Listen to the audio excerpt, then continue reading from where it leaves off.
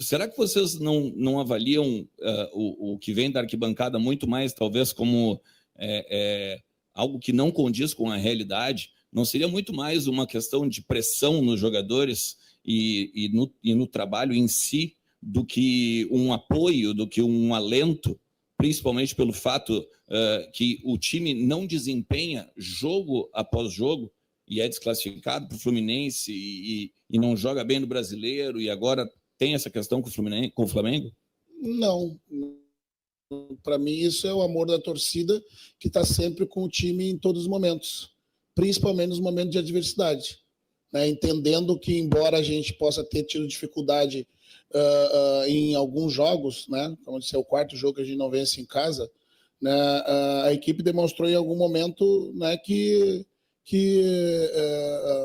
é aguerrida, né, que quando consegue, tenta colocar a bola no chão e jogar, né, as dificuldades dos adversários que nós estamos jogando e o nível da competição que a gente está. Que estavam jogando 3 competições e saíram de umas e estão jogando 2 ainda, pelo mérito dos anos anteriores. Né? Então, se o torcedor está manifestando dessa forma o apoio, é nisso que a gente vai se agarrar para quarta-feira e não imaginar que possa ser uma pressão diferente em função dos maus resultados. Né? O que a gente não deseja com esse tipo de avaliação que tu faz é tirar o nosso torcedor e a força dele da arquibancada para quarta-feira. Né? Tomara que eles ouçam um pouco do que tu pensa. Essa fala que tu acabou de assistir no início do conteúdo é uma resposta do técnico Roger Machado à minha pergunta na entrevista coletiva realizada no domingo à noite no estádio Beira-Rio, após o Internacional perder por 3-1 para o Flamengo em partida válida pelo Campeonato Brasileiro. Tem muito bastidor para a gente falar a respeito da noite colorada, que teve protesto na arquibancada, apoio da arquibancada, algumas questões do campo que precisam ser revistas para o jogo decisivo pela Copa Libertadores, protesto junto aos carros dos atletas e imagens bem fortes de cobrança por parte da torcida de que o Internacional precisa ser mais guerreiro em campo e uma reunião de muito tempo, de quase 1 hora, dentro do vestiário colorado, fazendo uma espécie de pacto pela classificação às quartas de final da principal competição do continente. A gente vai falar sobre tudo isso. Eu estava lá ontem à noite, então tu sabe. Fica comigo depois da vinheta.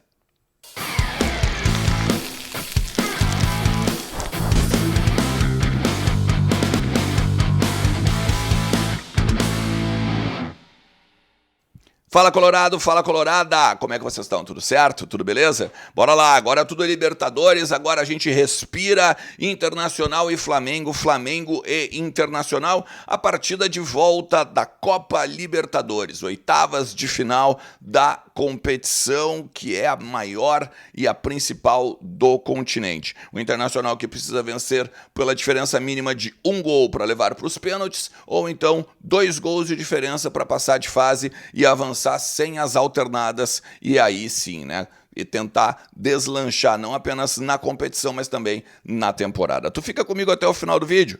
Te inscreve também no canal, vem fazer parte dessa galera aí que são quase 67 mil colorados que falam conosco aqui, trocam ideia e aprendem dia a dia sobre o que está acontecendo no Internacional. É uma troca muito bacana que a gente tem por aqui, tá? Não te esquece também que kto.bet.br é minha parceira e ela também está te esperando para tu te registrar, para dar uma brincada e aproveitar tudo que a plataforma tem para te oferecer. Não te esquece que é um ambiente para maiores de 18 anos e que tu tem que brincar sempre com responsabilidade e moderação, beleza? Bom, mas vamos lá, né? Era esperado que o Internacional colocaria um time reserva com jogadores que talvez até não estavam jogando constantemente, que é o caso do Gustavo Prado, por exemplo, que é o caso do Richard, que ganhou mais uma oportunidade no meio de campo. Havia uma expectativa que pudesse daqui a pouco um menino da base, ou o Luiz Felipe ou o Pablo atuar, mas foi muito mais para compor grupo em meio ao treino. Enfim, o técnico Roger Machado levou um time totalmente descaracterizado para a partida de ontem à noite, válida pelo Campeonato Brasileiro, né? Inter e Flamengo, a segunda da série de 3. Antony no gol, o Alan Benítez, Cleiton Sampaio, o Vitor Gabriel, o Aguirre invertido, o único titular que jogou, depois o Richard com o Bruno Henrique, ainda tivemos o Gustavo Prado, o Vitinho, os 2 atacantes, Ener Valencia e Borré.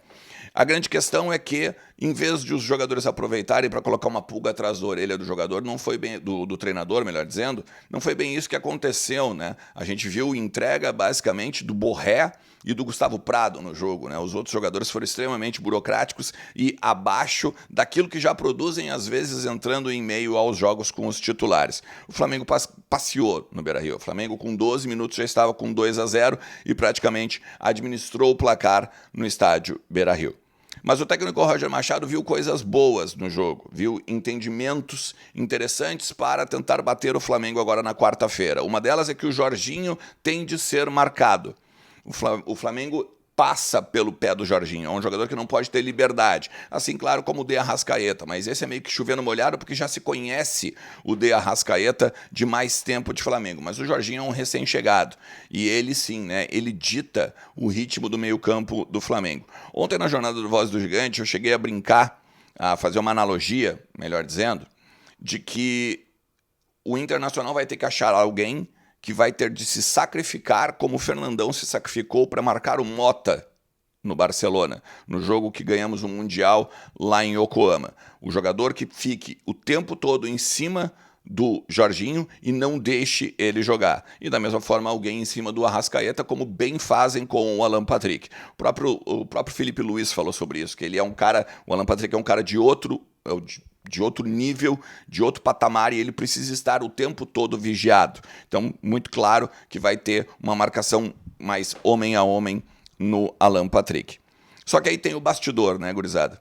O Internacional acaba o jogo, durante a partida a arquibancada vaia, durante a partida a arquibancada canta Sejam Mais Guerreiros, aqui é Inter, não é Grêmio. Durante a partida a arquibancada começa a gritar que é guerra, quarta é guerra. Claro, o técnico Roger Machado, como vocês viram no início do vídeo, entende isso como um incentivo. Mas não é bem assim.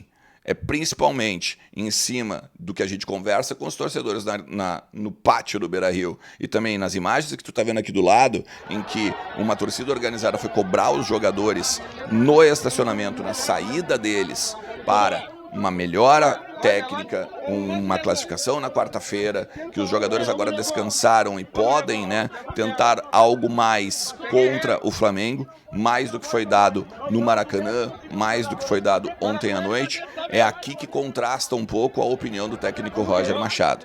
Há cobrança, sim, por parte da torcida, mas a torcida entende neste momento, e pelo menos que é o que a gente percebe no entorno do Beira-Rio e também na arquibancada, de que é o momento de união.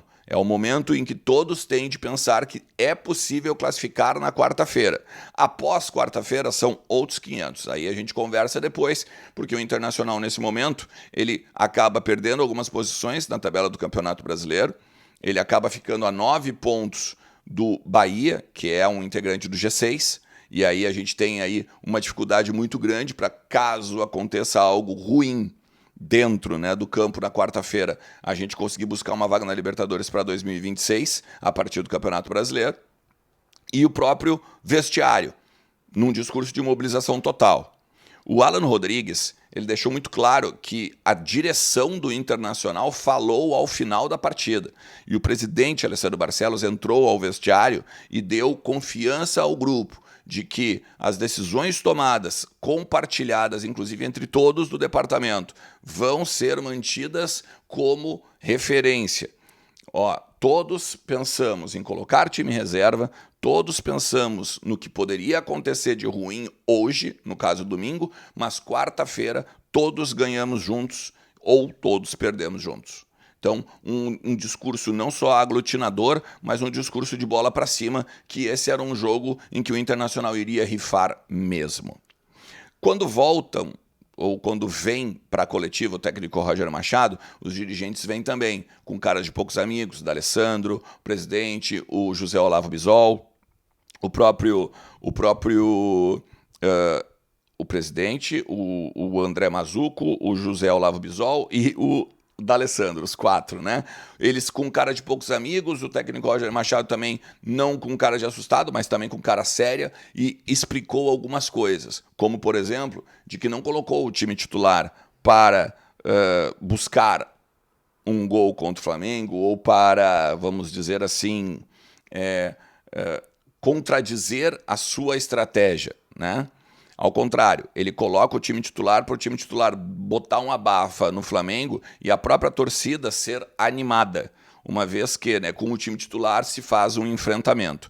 Ou seja, são alternativas, são estratégias, são questões que, claro, a gente pode daqui a pouco ir para o lado positivo ou para o lado negativo, mas tudo que vai indicar mesmo é a quarta-feira, o que os jogadores vão conseguir fazer em campo e principalmente a entrega dos jogadores. O time está devendo, isso a gente sabe há muito tempo. O próprio Bruno Henrique, na coletiva, na zona mista, disse que está desempenhando menos, que o Alan Rodrigues chegou, tomou o lugar dele justamente por conta disso e porque ele, Alan Rodrigues, está num momento melhor do que o antigo titular e camisa 8 do Internacional. Aliás, Alan Rodrigues é um fanático, né, por estar nos lugares do campo, estar praticamente correndo atrás sempre da bola e tendo um chute maravilhoso na trave, né? Depois foi dele ainda a jogada que ocasionou o gol do Rafael Borré e o gol aí que deu aí pelo menos o alento, né, do 3-1 para o Internacional.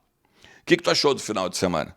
Tu achou certa a estratégia? Tu acha que isso pode desmotivar torcida para domingo? Tu acha que pode desmotivar jogadores? Bota nos comentários aqui e vamos trocando uma ideia ao longo de todo o dia. Não te esquece que não te esquece que a Casa do Pastel aqui em Porto Alegre, no Rio Grande do Sul, no Brasil, no mundo, é a Hora do Pastel, tá? Porque é a maior rede delivery de fast food de pastéis do mundo. Entra lá, aproveita o cupom Grenal10 e vai comer um dos melhores pastéis que tu já viu na tua vida. Tamo junto, forte abraço. Tchau.